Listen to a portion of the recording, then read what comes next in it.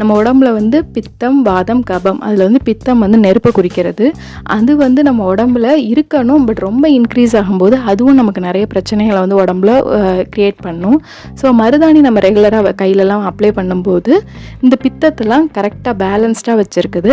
அதனால அது மூலமாக வர்ற உடலுக்கு வர்ற பிரச்சனைகள் எதுவுமே நம்மக்கிட்ட வர்றதில்ல மருதாணி ரெகுலராக நம்ம வச்சுட்ருக்கும்போது. மருதாணி விரல்களுக்கு ஹெல்மெட்னே சொல்லலாம். ஏன்னா நகத்தில் என்னென்ன இன்ஃபெக்ஷன் எது இருந்தாலுமே அது எல்லாத்தையுமே மருதாணி வந்து சரி பண்ணிடுது. சிலருக்கு வந்து நகத்தில் திடீர்னு அடிப்படலாம், நகைச்சுத்து அந்த மாதிரிலாம் வந்து அந்த நகம் அப்படியே ஸ்பாயில் ஆகி அதுக்கப்புறம் ஆரோக்கியமான நகம் வந்து வளர்கிற மாதிரியே இருக்காது.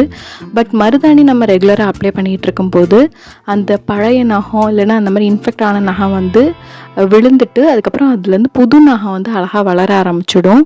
ஸோ இதுக்காகவும் மருதாணி வைக்கிறது ரொம்ப ரொம்ப நல்லது. நம்ம கைகளுக்கும் நகத்துக்கும் நல்ல ஒரு ப்ரொடெக்ஷன் அப்படின்னு